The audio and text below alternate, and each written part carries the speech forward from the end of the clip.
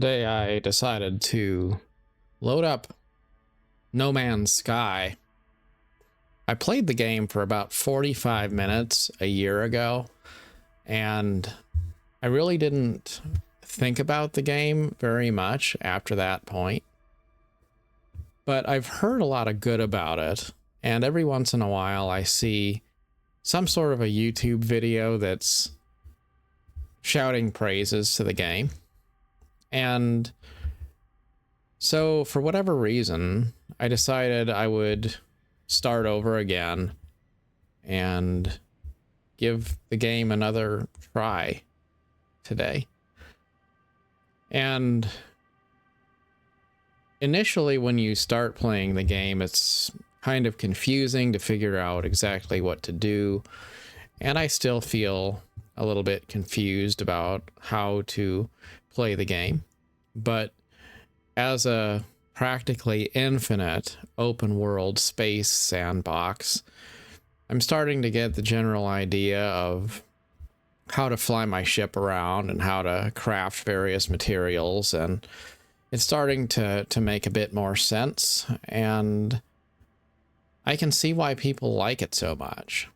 I don't know if I'll necessarily keep on coming back to it, but I do think that having given it a bit of a shot, that I can certainly make some space in my routines to let it be part of the portfolio of games that I play.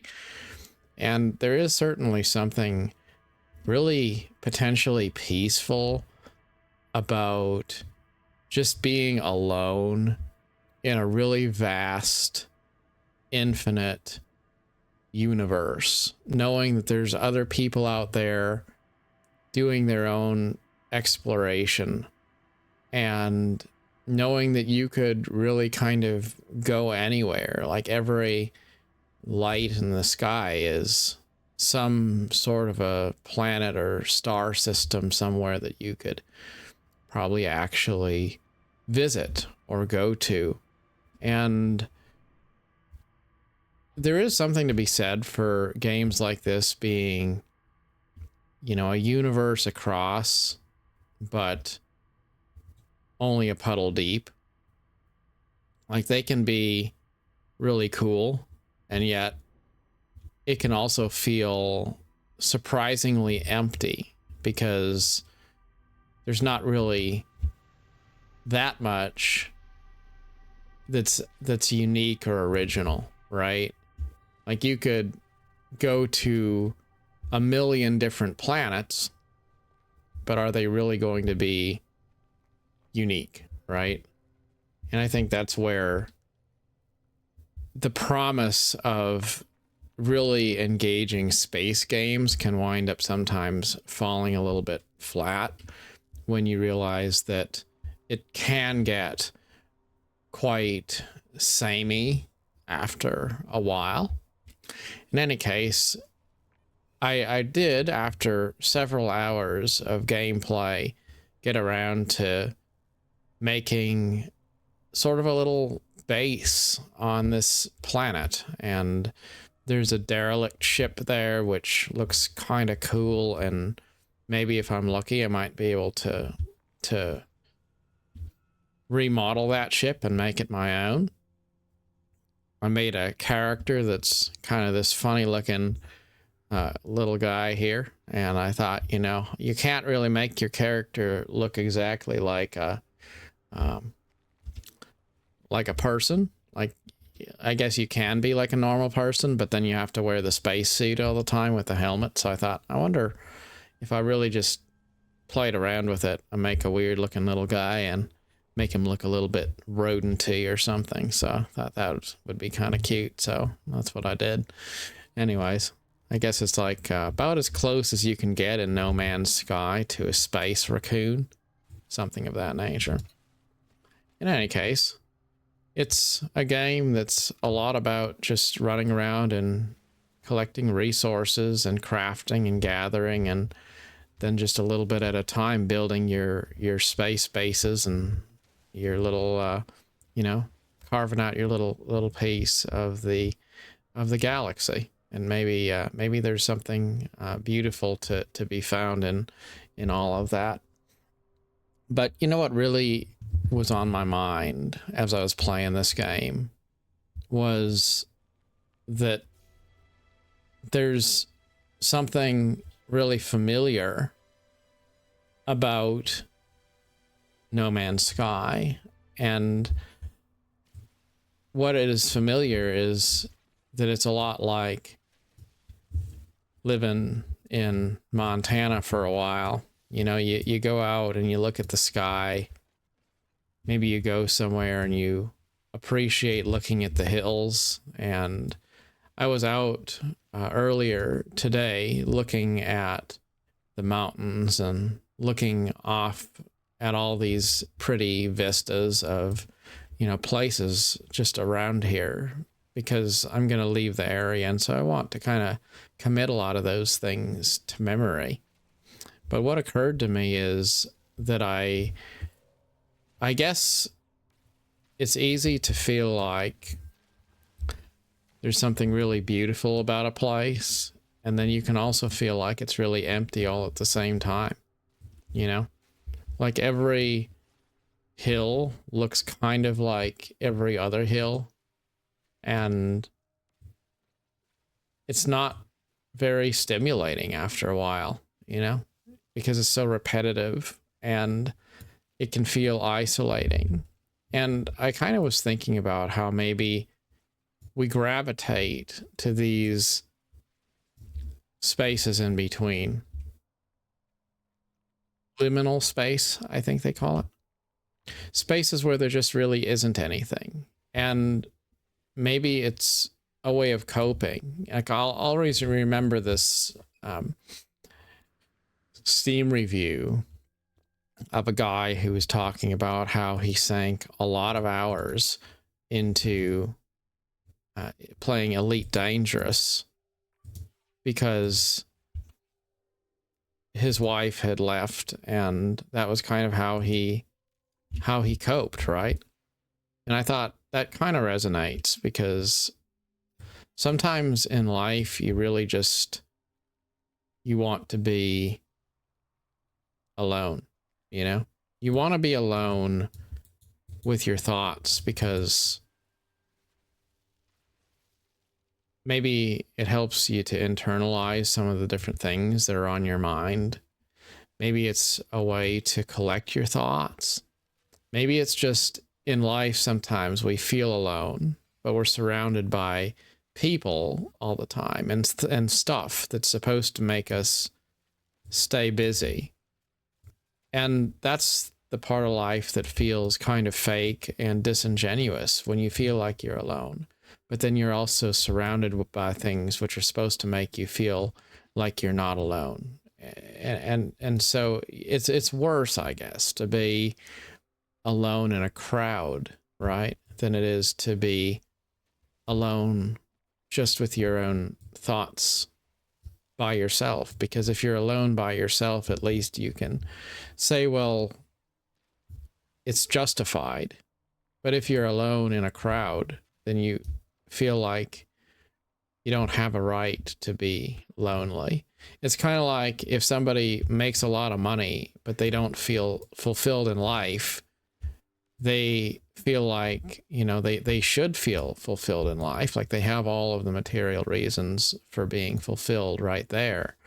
Or if you were in a seemingly successful marriage, but you weren't happy, well, then you'd think, well, you know, I'm in a relationship. I have all of the visual things that are symbolic of a successful life. So, you know, why would I not be happy? Right. And that can be, I think that can be worse in a way, when you have things that are supposed to create happiness or be evidence of happiness, but then you're not happy. Or you have things that are supposed to be indicative of companionship, but you don't feel like you are seen and valued.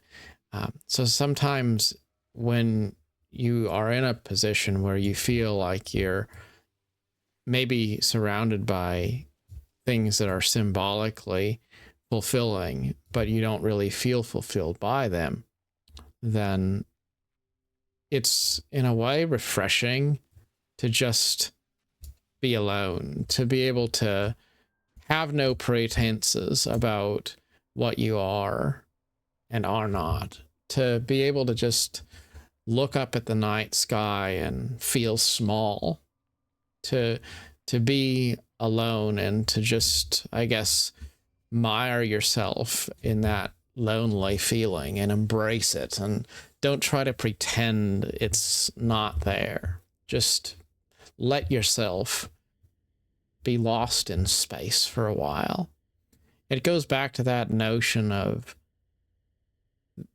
that you can't fill up a cup that's already filled. And sometimes it's important to say, you know, I have nothing, and let yourself be empty. Because as long as you're lying to yourself and pretending that you are in some way fulfilled more than you really are, then you're going to always be kind of disappointed, because you're lying to yourself. You're convincing yourself that you are something which you aren't. And yet, I was also thinking about how sometimes we go into a place wanting to be alone, wanting to be able to spend time with just ourselves, wanting to be maybe, I guess, separate from everything for a while. And that's fine. But there's also a point where maybe you can be isolated for long enough. Maybe you think to yourself, yes, it's been great to be in this place of solitude for a period of time. But now I think I don't want to be alone forever. I don't want to be just this nomad that travels alone through the empty galaxy, just mired in my own loneliness. I want to open up the doors. I want to embrace new things, and that's a healthy place to be, to go through that phase of emptiness and loneliness, but then to come out on the other side too and say, you know what, that was healthy in a way for a time. It was meant to be for a time, but it wasn't meant to be forever.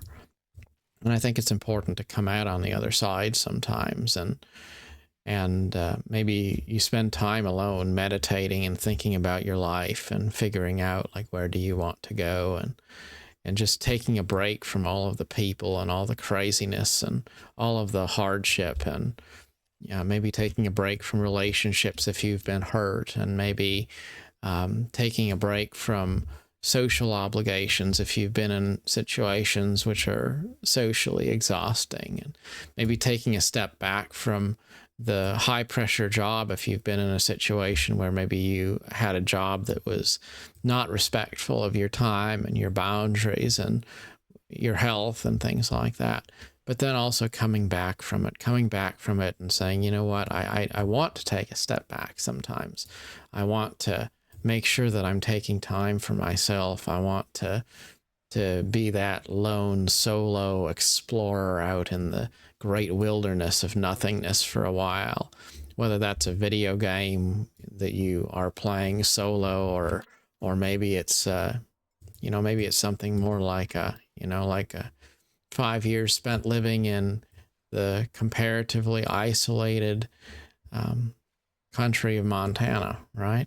Like, it could be any number of different ways we withdraw into ourselves and start looking for ways to just be alone.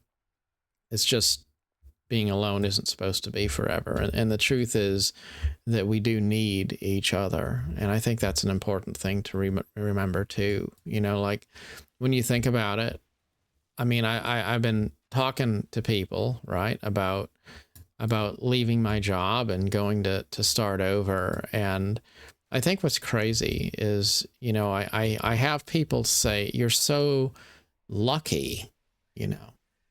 And I think what's crazy about it is, you know, I'm the person who, you know, I got displaced from my job and I walk away from everything to go to a new place, to do something completely different. And in a way, you would think that the people who are making six figures, people who have their family, people who have all of the stuff in the world to be happy about, like, why would they be telling me, you know, you're so lucky? Like, why would you be doing that? Like, why would you look at me, who materially pretty much has nothing? Like, I don't have a relationship right now. I don't have a wife or family or kids or any of that. I don't have a lot of money. I don't have a overwhelmingly successful career. I'm right now displaced. Yes, I'm with my company, but I don't know what the future will hold. I might stay with my company. I might wind up having to find a job doing something else in a few months. I don't know. But at a time in my life when I'm pretty much walking away from everything, I find that people who have what should be a lot more than I do seem to think that I'm the one who's rich and they're the ones who are a victim. And I think that's a bit interesting, because maybe it's just proof that so many people go through life and they feel alone and they feel frightened. They feel like they just aren't really satisfied in one way or another with so many different aspects of their life. Frustrated with their relationship, unfulfilled with their family, not getting along well with their kids, not really in a place of wholeness with their aging parents, not really feeling fulfilled with their career. Like, just the list goes on and on and on. And maybe focusing on all of those things that are supposed to be developing career growth and developing a solid financial portfolio and doing all that stuff that's supposed to be making life meaningful. And then those same people, they feel like all of it's for nothing, because they know, you know, life is this short thing and the clock is ticking, and, you know, we're just going to be here for a little while. And so to that really successful person, that's a really scary thing to think, you know, I have everything that I could have to make me happy, and yet I don't really feel fulfilled. And then I could look at the world through the lens of this sort of emptiness and say, I have nothing. And yet I don't have anything that fails to make me feel fulfilled. I don't have anything that detracts from peace in my life. So I guess it's better to have a cup that's kind of empty, but which could be filled, than it is to have a cup that's overflowing with things that don't really feel like they're deeply meaningful in the type of spiritually fulfilling way that one would hope.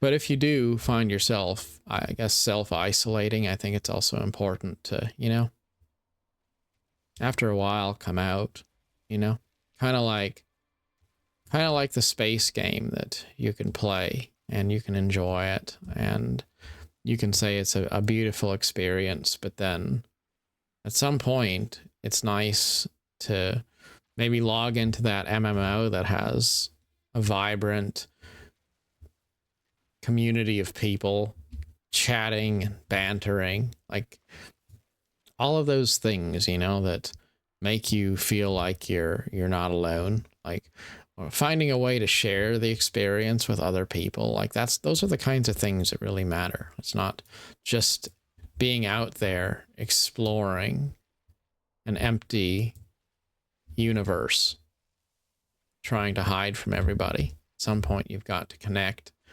And it's interesting how really when you think about gaming too, I've thought it's not the solo experiences. Like sometimes the best way to play a game is solo, but the real meaningful connections, I think, wind up being the things that we do which connect with other people, like whether it's sharing a screenshot on Reddit or sharing progress in a game you're playing on YouTube or something like that. It's when we're able to take something that we're doing, yes, for ourselves, maybe solo, but when we can share it with others in a way that makes us part of some sort of a broader community, that's what really makes it feel meaningful and special and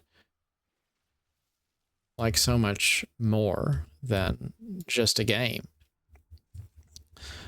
It's interesting how people can, say that the things that they do for some particular reason. Like, I play this game because it's the best in this particular way. Or I could say, well, I have this particular job because it's, because of, it's important in this particular way, or whatever it might be. But the reality is the reason why we do anything we do that's meaningful, it's human connections. It's being able to find somebody else and share that space with them in some way, and to use all of the things we do in our lives as a medium for connecting with others. That's really what it all boils down to, whether it's a job or a career or practicing your faith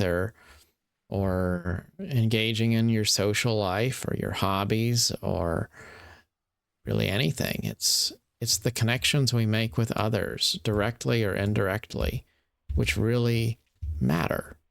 Everything else is just secondary.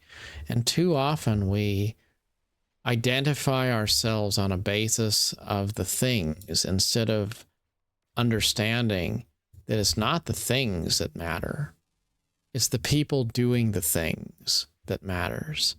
Everything else is just a means to that end. It's about finding ways to connect with other people in a way that's encouraging, that's enlightening, that's positive and supportive and uplifting. And if we can't figure out how to love one another, then we're never going to really find peace in our lives. And I think there's a lot of people out there who really can't. They can't find peace in their life because somewhere in there's this unhappiness, there's this fear, there's an unwillingness to open up, there's an unwillingness to embrace the things in life that are just whimsical, I was talking to my previous boss today, and we were talking about, what makes life meaningful. And I was saying, the best day you can possibly have is when you just get up in the morning with your family and the people you love in your life, and you go off on a, like a spring crisp morning, or maybe a crisp fall day or whatever it is, and you go get a cup of coffee and you just have that attitude of, it's not about trying to advance your career. It's not about trying to win some objective. It's not about trying to control a situation or a narrative or reach some specific point. It's not about anything other than just enjoying today, unknown, open-ended, innocent kind of a way. That's what's amazing. It's that joy of feeling like your life is filled with wonder and opportunities, and not having any real sense that it's your business to try to determine the outcome. But so often in life, we feel like we have to take control of it. We have to make sure that the outcome is good, and we have to min-max every step of the way. And then we wind up in a place where we feel drained, and there's not really any way to find words for that sense of emptiness that comes from wishing that your life was more than what it is, and knowing that there's never going to be a time when it's good enough. Like that saying goes, it's never enough for the man to whom enough is insufficient. There's no way to really find peace for people who don't already have it. But we can find it for ourselves if we want to, bad enough. And it always comes back to that notion that life is about the journey, not the destination. That's something that you have to face and understand when you play open-ended games that involve exploration and building and discovery. You know, there is no point when you're going to be able to say you finished the game. There's never going to be a point when you can say that you did the thing that you were supposed to do, because it was never about that. It was never about getting there. It's always been about being there, and about making meaningful, joyful, innocent connections with other people who will accept you just as you are and meet you where you are. But what I will say in closing, though, is that in those moments when you are alone, then when something breaks that silence, maybe you're hiking in the mountains alone, and then you found somebody there, and now there's another person with you, and you aren't alone anymore. Or maybe it was a vast open world game where it's very rare to even ever find other players, and then you happen across another person who's having a similar adventure. Or maybe it's that you've spent your life looking for people who have shared interests with you, and you never really found them, and so you've been alone, and then you find just a few people who share that interest with things that you've always liked, but you can't find other people who share those values or those interests. When you go from a place of being alone and solitude to a place of finding companionship, then it really is so much more meaningful. I think that's one reason why so many people don't find satisfaction in life, because they're always filling up their life with stuff. And so there isn't really that sense of contrast of going from having nothing to having a little bit of something special. It's kind of like having a bag of candy. You ever get a big bag of candy and you eat the whole thing and then feel sick, and you think, my goodness, why did I do that? Why did I eat all of that candy? Or maybe you just get a little bit of candy, not very much. If you were a child, maybe your parents gave you a little bit, just a few pieces here and there, and it felt like it was so amazing. The taste of it was amazing, and everything about it was something that you looked forward to, because there wasn't very much there. It wasn't an overload with all sorts of things and infinite expectations, right? It was just, I guess, limited quantity. And when you don't have very much, then what little you have, you make the most of it. Maybe it was a game you played in your childhood. It wasn't the best game in the world, but it was the only one you had. And so you just played the heck out of it and you really loved it and you fell in love with it and you made memories there.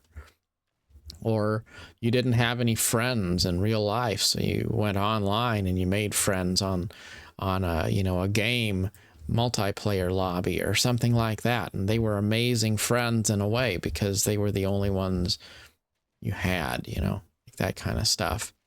It's when we don't overfill our lives with things that we can really enjoy being present in a few things and learn to see the beauty in the day, the beauty in the moment, and the beauty in our lives. In any case, wherever you find yourself, whether you're lonely or maybe not lonely, but feeling suspiciously lonely despite being surrounded by companions and the trappings of success, wherever you find yourself, I guess remember to these two things. That first of all, it's okay to be alone for a while. Sometimes that's healthy. It's alone. It's being alone that you can find yourself.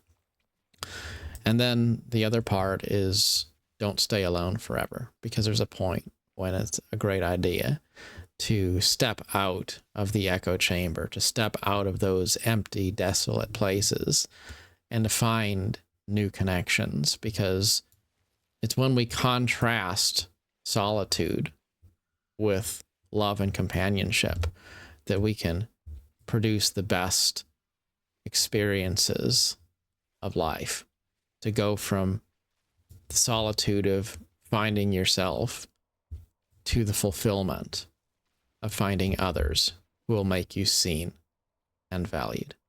As always, best of luck on your adventure. Till next time, thanks so much for watching.